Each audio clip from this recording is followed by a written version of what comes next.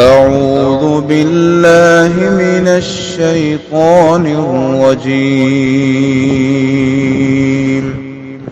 بسم الله الرحمن الرحيم. السلام علیکم ورحمۃ اللہ وبرکاتہ۔ سورہ صاد آیت نمبر 4 سے 11۔ ان الحمد للہ والصلاة والسلام علی رسول اللہ اما بعد۔ اعوذ باللہ السمیع العلیم من الشیطان الرجیم من ہمزہ ونفخہ ونفثہ۔ وعجبوا ان جاءہم منذر منہم وقال الكافرون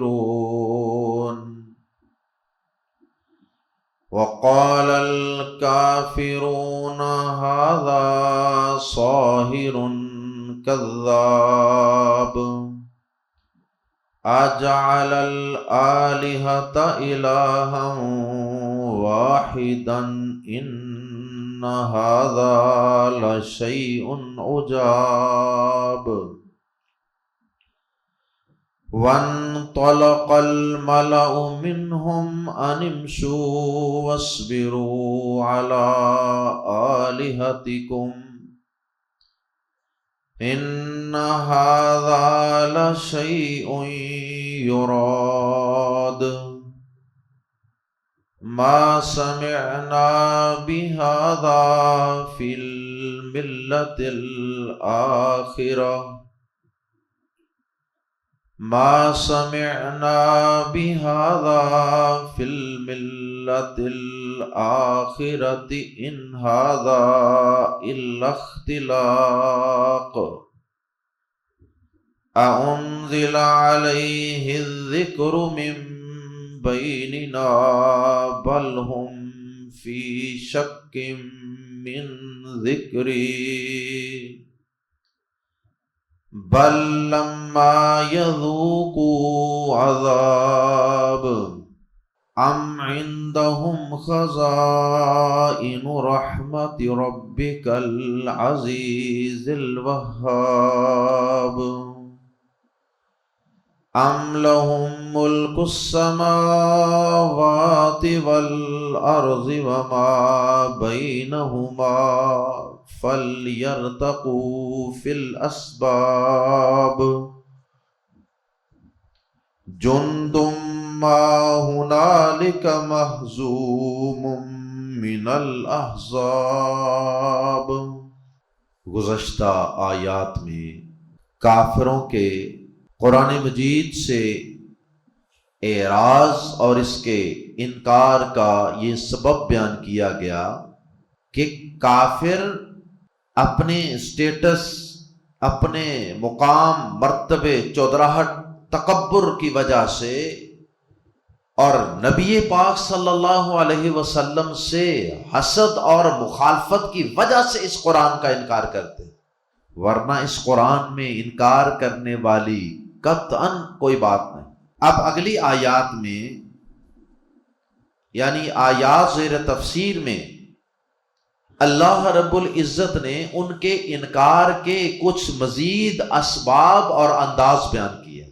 ایک تو یہ کہ کافر پیارے نبی صلی اللہ علیہ وسلم کا اور آپ پہ نازل ہونے والی کتاب قرآن مجید کا انکار اس وجہ سے بھی کرتے تھے کہ وہ یہ کہتے تھے کہ یہ جو نبی ہے جو نبوت رسالت کا دعویٰ کرتا ہے ہم تو اسے بڑا صادق اور امین مانتے تھے، لیکن ہمیں پریشانی یہ ہے یا ہمیں اعتراض یہ ہے یا ہمارے لیے انوکھی اور عجیب بات یہ ہے کہ یہ شخص اگرچہ یہ سچا تھا، یہ امین تھا، لیکن نبوت و رسالت کے لیے یہی ایک شخص اللہ پاک کو نظر آیا۔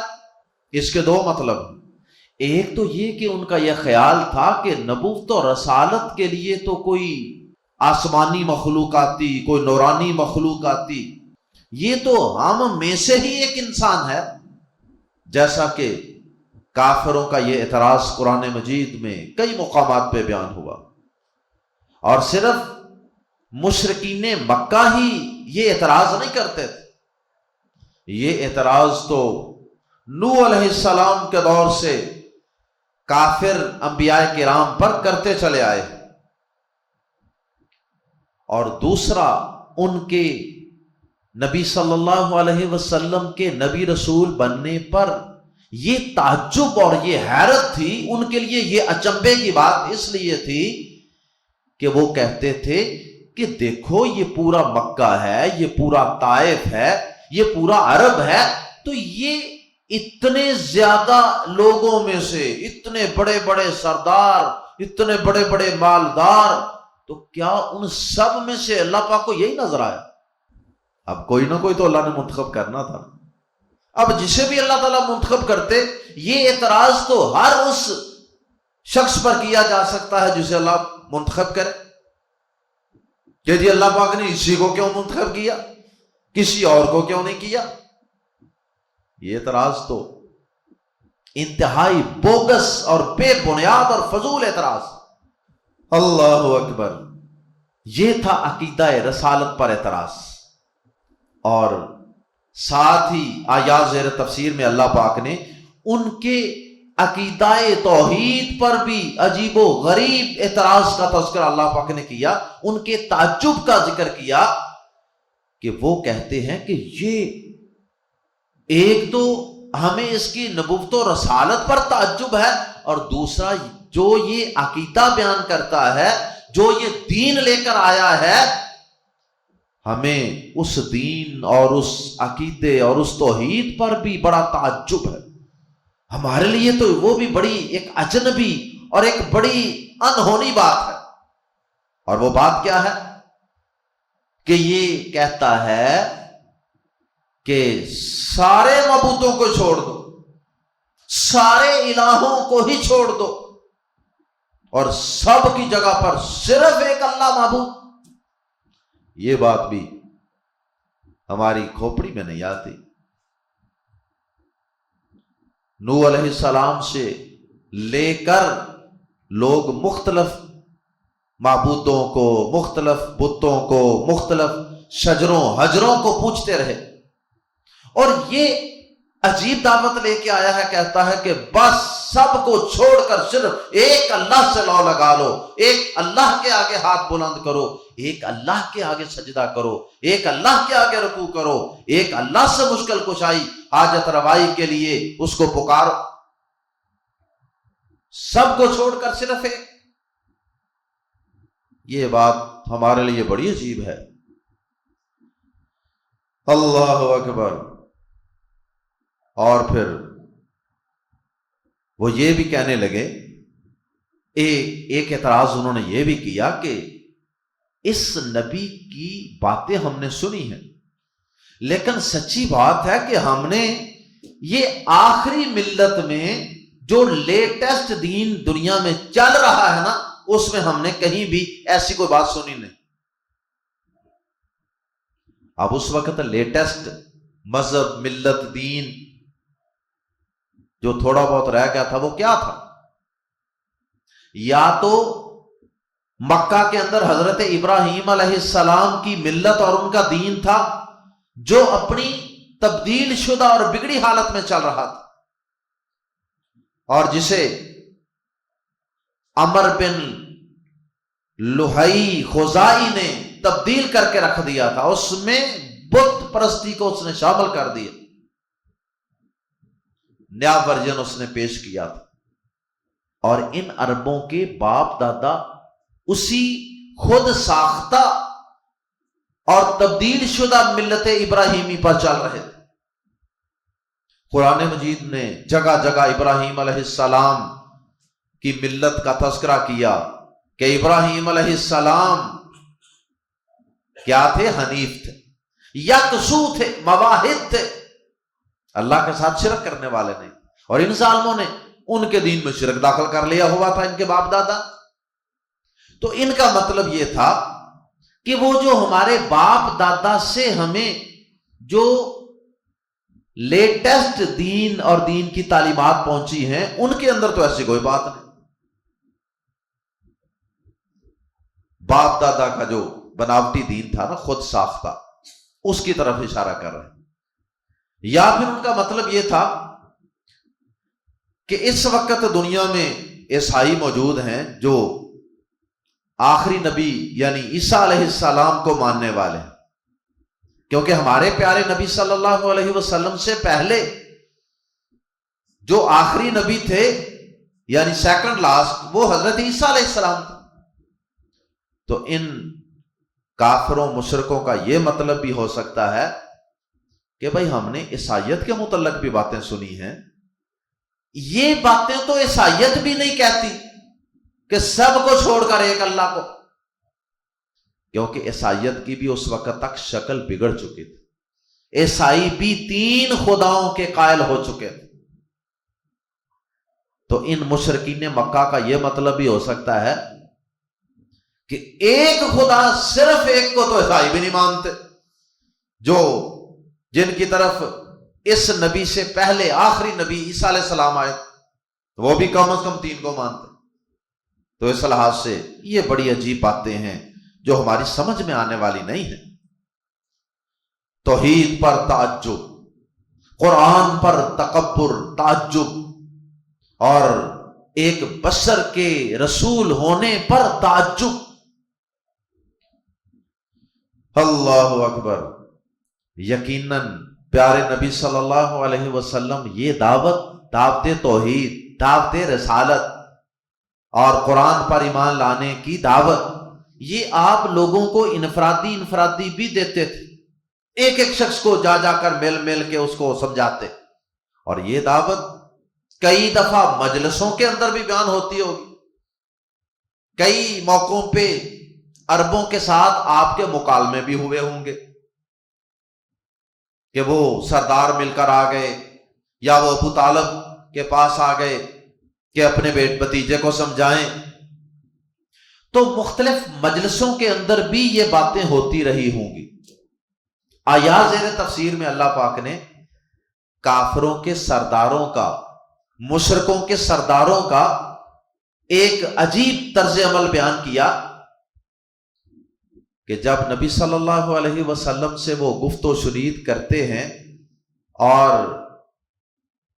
ان کافروں کو نبی صلی اللہ علیہ وسلم کی دعوت کا کوئی مؤثر جواب نہیں ملتا، ان کے پاس کوئی پکی دلیل نہیں ہوتی اس دعوت کو ٹھکرانے کی، تو پھر ان کافروں کے بڑے بڑے سردار وہ اپنی چودراہٹیں بچانے کے لیے اپنی عوام کو اور اپنے لوگوں کو یہ کہتے ہیں کہ چلو چھوڑو ان کو، نکلو یہاں سے، اس مجلس سے نکلو، اور کوئی ضرورت نہیں اس کے دین پر چلنے کی اور اس پر ایمان لانے کی، یہاں سے نکلو، اس مجلس سے نکل کھڑے ہو اور جا کر اپنے اپنے معبودوں کی جیسے جیسے پہلے پوجا کر رہے ہو نا، اس پوجا کو جاری رکھو، ڈٹے رہو، جمے رہو، کوئی مقصد نہیں اس مجلس میں مزید ٹھہرنے۔ اللہ اکبر! گویا کہ اپنی عوام کو، ایک دوسرے کو اپنے باپ دادا کے خود ساختہ شرک بت پرستی والے دین پر ڈٹے رہنے کی تلقین کرتے۔ آئیے قرآن مجید کے الفاظ میں پڑھتے ہیں، وَعَجِبُوا، اور انہوں نے تعجب کیا۔ تعجب کا مطلب کہ انسان کو جو بات بڑی ہی انہونی لگے، بڑی عجیب لگے، بڑی سٹرینج قسم کی بات، وَعَجِبُوا، اور انہوں نے تعجب کیا یا انہیں تعجب ہوا، ان، اس بات پر کہ جاء، آیا، ہم، ان کے پاس، منذرن، ایک ڈرانے والا، منہم، انہی میں سے۔ انہیں اس بات پہ تعجب ہے کہ ہم میں سے ہی، قوم عرب میں سے ہی اور قبیلہ قریش میں سے ہی ایک ڈرانے والا، ایک وارنر، ایک رسول آ گیا، منذرن، جس طرح نذیر آتا ہے اس کا بھی یہی معنی ہے. وقال الکافرون، اور کہا کافروں نے، ہذا یہ ساحر جادوگر ہے، میجیشن، کذاب کاذب جھوٹا، اور کذاب میں مبالغہ ہے شاد کے ساتھ، کذاب سخت جھوٹا، استغفر اللہ العیاذ باللہ. اور کافروں نے کہا نبی پاک صلی اللہ علیہ وسلم کے متعلق، جنہیں پہلے وہ صادق کہتے تھے، امانتیں رکھواتے تھے، فیصلے کرواتے تھے، صرف ایک توحید کی وجہ سے ان کے دشمن ہو گئے. کافروں نے کہا ھذا ساحر کذاب، یہ ایک سخت جھوٹا جادوگر ہے. نعوذ باللہ من ذالک. پتا تھا ان کا دل اس بات کا اور اس دعوے کا ساتھ نہیں دیتا تھا کہ وہ آپ کو سخت جھوٹا کہیں. یہ صرف حسد اور مخالفت برائے مخالفت، حسد اس بات کا کہ ہمیں کیوں نہیں بنا دیا گیا نبی رسول. ساحرن، چونکہ آپ ایسا کلام لوگوں کو سناتے تھے جس سے لوگ متاثر ہوتے، تو ان سرداروں کو اس بات کا ڈر تھا کہ کہیں یہ قرآن سن کر ہمارے اپنے ہی لوگ کہیں اس کے دیوانے اور اس پر ایمان لانے والے نہ بن جائیں. اس لیے انہوں نے اپنی بیڑوں کو، بیڑ بکریوں کو پکا رکھنے کے لیے اور مسلمان ہونے سے روکنے کے لیے نبی صلی اللہ علیہ وسلم پر یہ بہتان لگا دیا کہ ھذا ساحر، یہ جادوگر ہے، کذاب سخت جھوٹا. یہ جھوٹی باتیں ہمیں سناتا ہے، یہ جھوٹ بولتا ہے کہ میں نبی ہوں، رسول ہوں. نعوذ باللہ من ذالک. اور پھر مزید حیرت کا اظہار، تعجب کا. کیا جعلا، اس نے بنا ڈالا ہے، الآلہۃ، تمام معبودوں کو، الہم واحدہ، ایک ہی معبود. کیا اس نے تمام معبودوں کو ایک ہی معبود بنا ڈالا؟ ان ھذا، بلا شبہ یہ، لام زبر لا، یقیناً، شیء، شیء کا لفظ بڑا وسیع ہے، ہر چیز پر بولا جاتا ہے. تو یہاں شیء کا لفظ ان کی بات پر بولا جا رہا ہے، یعنی نبی صلی اللہ علیہ وسلم جو دعوت دیتے تھے توحید کی، اس توحید کی دعوت لا الہ الا اللہ کے متعلق وہ کہہ رہے ہیں کہ ان ھذا لشیء، بلا شبہ یہ یقیناً شیء بات ہے، عجاب، بہت عجیب، ویری اسٹرینج. ایک ہوتا ہے عجیب، اور عجیب کو تھوڑا سا اس میں تبدیلی کی تو یہ بن گیا عجاب. اس میں مبالغہ پیدا ہو گیا کہ بہت ہی عجیب، یہ بڑی ہی عجیب بات. اصل میں انسان جب باپ دادا کے دین کی بیڑیوں میں جکڑا ہوا ہو نا، جہالت کی بیڑیوں میں جکڑا ہوا ہو، تو پھر وہ اس کے خلاف کوئی بات سنتا ہے تو اسے وہ بات بڑی عجیب لگتی. آپ اپنے مسلمان معاشرے کو دیکھ لیں. اب ہمارے مسلمانوں میں کئی رسمیں اتنی پکی ہو گئی ہیں، اتنی پکی ہو گئی ہیں کہ اگر ہم میں سے کوئی شخص اچانک کسی عالم سے سنے کہ یہ بات، یہ مسئلہ، یہ عمل جو ہم کرتے ہیں یہ تو قرآن و حدیث سے ثابت ہی نہیں ہے، تو ہماری ایک دفعہ آنکھیں کھلی کی کھلی رہ جائیں گی. ہیں ساری زندگی یہ کام ہم کرتے رہے، ہمارے باپ دادا بھی کرتے رہے، ابا جی بھی، دادا جی بھی، نانا جی بھی، سارا معاشرہ کر رہا ہے. یہ آج کیسی جی بات سن رہے ہیں ہم، تو انسان کو ایک جھٹکا لگتا ہے. اگر تو انسان کا دل ہو قلب سلیم، اس کا قلب ہو قلب سلیم، ماننے والا دل، جھک جانے والا، فرما برداری والا دل، تو پھر تو وہ کہے گا کہ اچھا کوئی بات نہیں، اگر آج تک مجھے پتا نہیں چلا تو کوئی بات نہیں، آج تو پتا چل گیا نا، آج کے بعد انشاءاللہ میں یہ غلط کام نہیں کروں گا، میں اس بدعت کو اختیار نہیں کروں گا، میں اس خود ساختہ دین سے برات کا اعلان کرتا ہوں. لیکن اگر انسان کے اندر یہ اطاعت و فرما برداری کا جذبہ نہ ہو، اور انسان لکیر کا فقیر ہو، انسان آباء و اجداد کی تقلید، اندھی تقلید کی بیڑیوں میں بندھا اور جکڑا ہوا ہو، تو پھر انسان اس بات کا انکار کر دیتا. اللہ اکبر.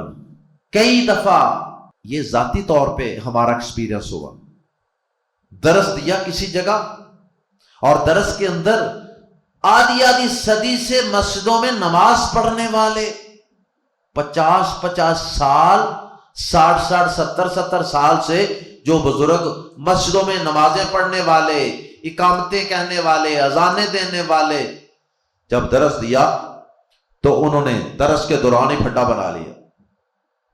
جب انہیں صحیح بخاری کی حدیث سنائی تو انہوں نے درس کے دوران ہی پھڈا بنا لیا۔ کیا پھڈا بنا لیا؟ جی میں نے فلاں کے بھی درس سنے، جی میں فلاں جگہ بھی جاتا رہا، میں نے جی بڑے بڑے بزرگوں سے ملا ہوں، ہمیں جی 60 70 80 سال ہو گئے ہیں درس سنتے، مسجدوں میں آتے، ہم نے تو آج تک نہیں سنی یہ بات۔ صرف اس بنیاد پر انکار کر دیا کہ ہم نے آج تک نہیں سنی۔ اللہ اکبر، یہ کتنی بڑی دلیل ہے، جاہلوں کی کتنی بڑی دلیل ہے کہ ہم نے آج تک نہیں سنی۔ اور اللہ کے بندے، اللہ کا شکر ادا کر کہ تو نے آج تک نہیں سنی لیکن آج سن رہا۔ اگر تیرے سامنے کوئی آیت آ گئی ہے، کوئی پیارے نبی صلی اللہ علیہ وسلم کی حدیث آ گئی ہے تو اللہ کا شکر ادا کر۔ ہاں یہ کہنا حق ہے کہ یار میں نے آج تک سنی نہیں، مجھے ذرا اس کی دلیل، اس کا حوالہ دے دیں ذرا، یہ صحیح بخاری میں کہاں ہے، یہ صحیح مسلم میں کہاں ہے، یہ قرآن مجید کی کس صورت میں ہے، کس آیت میں ہے۔ یہ تو حق بنتا ہے، لیکن یہ بات کہنا کہ جی آج تک سنی نہیں، اس لیے دل نہیں مان رہا، بات بڑی عجیب لگی ہے۔ یہ طرز عمل کس کا تھا؟ یہ کافروں کا طرز عمل۔ وہ کہتے ہیں جی ہم نے تو یہ آج تک نہیں سنی، یہ بڑی عجیب بات ہے، سارے الہوں کو ایک الہ میں بدل دینا، سب الہوں کو چھوڑ کر صرف ایک الہ، یہ بڑی عجیب بات، بڑی عجیب، بڑی انہونی، بڑی چمبے کی بات۔ اور پھر ساتھ ہی اہل باطل کا یہی وتیرہ ہوتا ہے، یا غصے میں آ جاؤ، یا لڑائی جھگڑا شروع کر دو، یا گالی گلوچ شروع کر دو، یا بدتمیزی پہ اتر آؤ۔ جب دلائل کے میدان میں آپ ناکام ہو جائیں، آپ کے پاس کوئی عقلی، کوئی نقلی دلیل نہ ہو، تو پھر آپ یا تو لڑائی جھگڑے پہ اتر آئیں، یا آواز اونچی کر لیں، یا بحث و تکرار شروع کر دیں، یا پھر وہاں سے اپنے لوگوں کو لے کر نکل جائیں، چلو اٹھو چلیے، ایسی گل سننی نہیں ہے کیونکہ ایسی اگے نہیں سنی۔ وانطلقا، اور چل کھڑے ہوئے، الملاؤ سردار یا سرکردہ لوگ وہ چل کھڑے ہوئے، منہم ان میں سے، یا ان کے، وانطلق الملاؤ منہم، اور ان کے سرکردہ لوگ چل کھڑے ہوئے، اٹھو جی چلیے، ایک ہی گلاں سانوں دس رہے نے جی، یہ نویں سبق پڑھا رہے نے سانوں توحید، ان کے امشو، چلو، یعنی یہ کہتے ہوئے کہ چلو، دوسروں کو بھی ساتھ یہ کہتے ہوئے، ان امشو، امشی کا مطلب ہوتا ہے چل، ایک بندے کو کہنا ہو، زیادہ کو کہنا ہو تو امشو، ملا کے پڑھیں گے ان امشو، کہ چلو چلو چلو، یہاں سے چلو، اس مجلس سے، ایمان والوں کی، توحید والوں کی اس مجلس سے چلو، وَاسْبِرُوا، اور ڈٹے رہو۔ صبر کا ایک معنی استقامت بھی ہے، جم جانا، ڈٹ جانا کسی چیز پر، وَاسْبِرُوا، اور ڈٹے رہو، جمے رہو، عَلَىٰ، پر، آلِهَتِكُمْ، اپنے معبودوں پر، جنہیں تم معبود سمجھتے ہو نا، جو داتا، دستگیر، گنج بخش، یا مشکل کشا، یا حاجت روا، اولادیں دینے والے، کرنی والے، بیڑیاں تارنے والے، جو تم نے الہ بنائے ہوئے ہیں، ان سب پر ڈٹے رہو۔ ہر دور کے مشرکوں نے اپنے اپنے مشکل کشا، حاجت روا، اولادیں دینے والے وہ بنائے ہوتے تھے۔ ان ہاغا، یقیناً یہ تو لام زبر لا، بے شک، انا، بے شک، ہاغا، یہ لام زبر لا، یقیناً، بے شک، بلا شبہ، یہ تو یقیناً شیئن، ایک ایسی بات ہے، شیئن کا لفظ یہاں بات کے معنی، پیچھے بھی یہ لفظ اسی معنی میں شیئن عجاب، یہ بڑی عجیب بات ہے. یہاں بھی شیئن یہ ایک ایسی بات ہے، یراد فعل مضارع مجہول ہے. ایک ہوتا ہے یرید، وہ ارادہ کرتا ہے، اور ایک یراد جس کا ارادہ کیا جاتا ہے. بلا شبہ یقیناً یہ تو ایک ایسی بات ہے، یعنی لا الہ الا اللہ جس کا ارادہ کیا جاتا ہے. مطلب ان کا یہ تھا مشرکین کا کہ یقیناً یہ کلمہ توحید، یہ جس کی دعوت محمد الرسول اللہ صلی اللہ علیہ وسلم دے رہے ہیں نا، یہ ایک ایسی بات ہے، یہ ایک ایسی دعوت ہے، یہ ایک ایسا اعلان ہے کہ جس کا ارادہ کیا جا چکا ہے. اب اس نے باز نہیں آنا، لہذا اس کو اس کے حال پر چھوڑو، ان مسلمانوں کو توحید والوں کو ان کے حال پر چھوڑو اور یہاں سے نکلو. اس کا ارادہ کیا جا چکا ہے، یعنی اس کے اعلان کا اور اس کے نفاذ کا ارادہ کیا جا چکا ہے، یعنی یہ بڑا پکا ہے. تو بندہ کچا لگ رہا ہو نا بات میں، بندہ کہتا ہے یار اسے کو سمجھا بجھا کے نا تو اس سے باز کرو. لیکن جب بندہ اگلے کی بات سنے اور وہ دلائل سے بھرپور ہو، مزین ہو دلائل سے، اور پھر آپ کو لگے کہ یہ بندہ تو بڑا پکا لگ رہا ہے اس بات، تو پھر بندہ کہتا ہے کہ یار یہ جو بات کر رہا ہے نا اس کا ارادہ کیا جا چکا ہے، یہ ڈیسائیڈڈ بات ہے، اب اس کا اعلان ہو کر رہنا. اس نے اس توحید سے باز بوز کوئی نہیں آنا، اس نے اس توحید کا اعلان بھی کرنا ہے ڈنکے کی چوٹ پر، تمہارے معبودوں کو بھی غلط کہنا ہے، اور اس کا اس نے نفاذ کر کے چھوڑنا ہے. لہذا بہتر ہے کہ تم یہاں سے نکلو، اپنا آپ بچاؤ. مزید دیکھیے بوگس دلیل، ما سمعنا بہذا، ہم نے یہ بات نہیں سنی، فی الملت الاخرہ، آخری ملت میں. آخری ملت کی وضاحت میں آغاز میں کر چکا ہوں.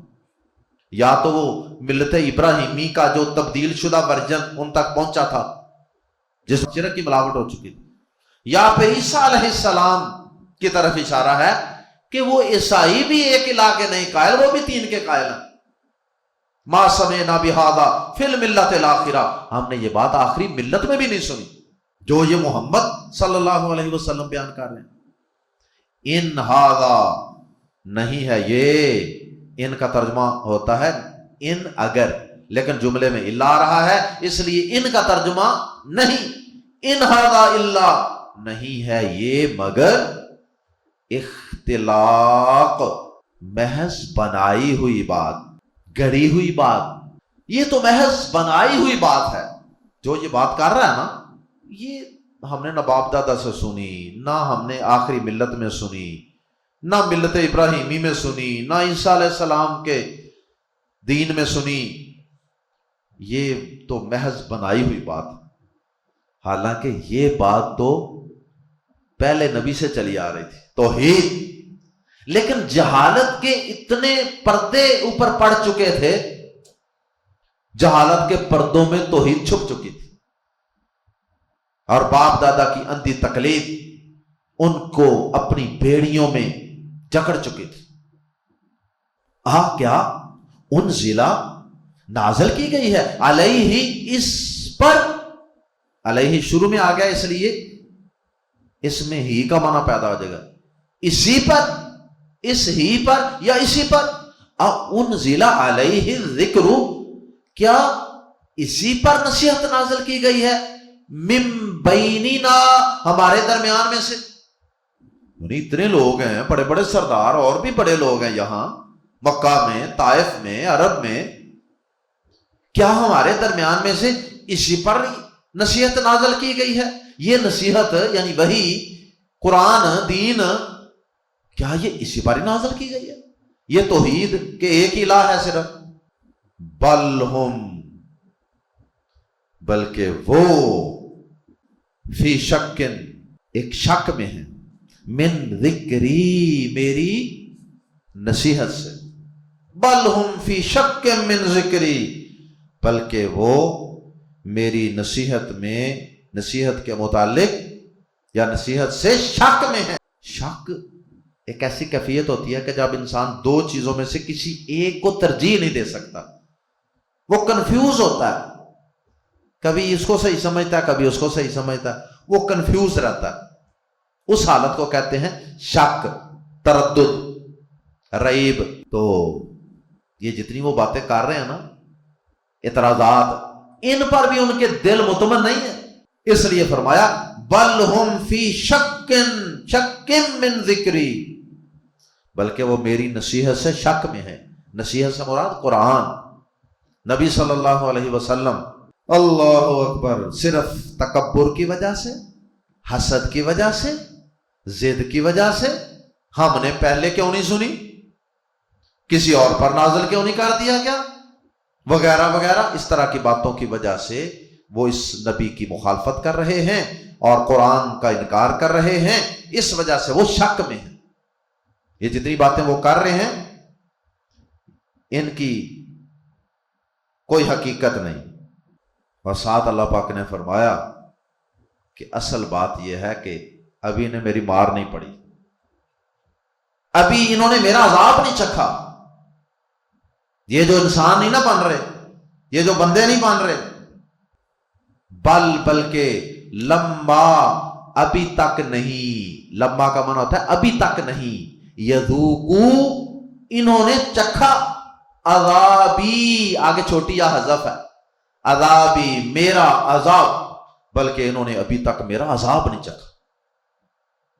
جب میرا عذاب ان پر کوڑا بن کے برسے گا نا، میرے عذاب کے کوڑے جب ان پہ برسیں گے تو پھر ان کی یہ سب بے بنیاد اور فضول باتیں، اعتراض برائے اعتراض، یہ سب باتیں نکل جائیں گی۔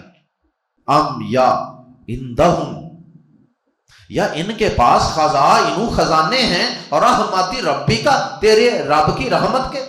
یہ کہتے ہیں نا جی کسی اور پر نازل کیوں نہیں ہوا، اسی پر ہی کیوں نازل ہوا؟ تو اللہ پاک فرماتے ہیں ان ظالموں سے پوچھیں، ام عندہم، کیا ان کے پاس خزائن، خزانے ہیں، رحمت ربی کا، تیرے رب کی رحمت کے، العزیز، جو سب پر غالب ہے، الوہاب، بہت عطا کرنے والا،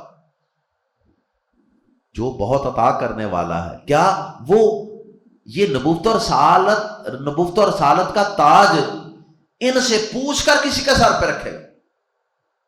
کیا وہ سب پر غالب نہیں ہے؟ وہ جس کو چاہے نبی رسول بنا دے، اس میں کون سی عجیب بات، کون سی اعتراض والی بات؟ یا ان کے پاس ہیں زمین و آسمان کے خزانے، اگر ان کے پاس ہیں تو پھر تو ٹھیک ہے کہ بھائی ان کی مرضی چلتی، یہ جس کو چاہتے نبی رسول بنتا یا ان سے پوچھ کے چلا جاتا۔ ام یا لہم، انہی کے پاس ہے ملک السماوات والارض، زمین و آسمان کی بادشاہی، یا زمین و آسمان کی بادشاہی انہی کے پاس ہے، وما بینہما، اور جو کچھ ان کے درمیان ہے اس کی بادشاہی۔ اگر تو ایسا ہی ہے، فل تو لازم ہے، تو فل یرتقو، پس چڑھ جائیں وہ، فل اسباب، سیڑھیوں میں، وہ سیڑھیاں لگا کر آسمان پہ چڑھ جائیں، بلندیوں پہ چڑھ جائیں۔ اسباب، سبب ان کی جمع، کوئی رسی یا کوئی سیڑھی، کوئی سبب، کوئی ذریعہ جس سے انسان بلندی پہ چڑھے۔ فَلْيَرْتَقُوا فِي الْأَسْبَابِ، تو وہ سیڑھیوں میں اوپر چڑھ جائیں، اوپر جائیں، اور اوپر جا کے پھر زمین و آسمان کا سارا نظام سنبھال لیں۔ اگر یہ سمجھتے ہیں کہ یہ سارا کچھ ہمارے پاس ہے اور ہم ہی اس نبوت و رسالت کا منصب کسی کو دینے کا فیصلہ کرنے والے ہیں، اس میں حسد والی کیا بات؟ یہ زمین پہ کیوں چل پھر رہے ہیں؟ یہ چڑھے اوپر جائیں، کیونکہ ان کے پاس زمین و آسمان کی چابیاں ہیں، خزانے ہیں، اور یہ ساری بادشاہی انہی کے پاس ہے نا۔ اوپر چڑھیں، ساری سلطنت سنبھالیں، چلائیں کائنات کا نظام، پھر جس کو چاہے نبوت دیں۔ یقیناً وہ بھی مانیں گے کہ ایسا نہیں۔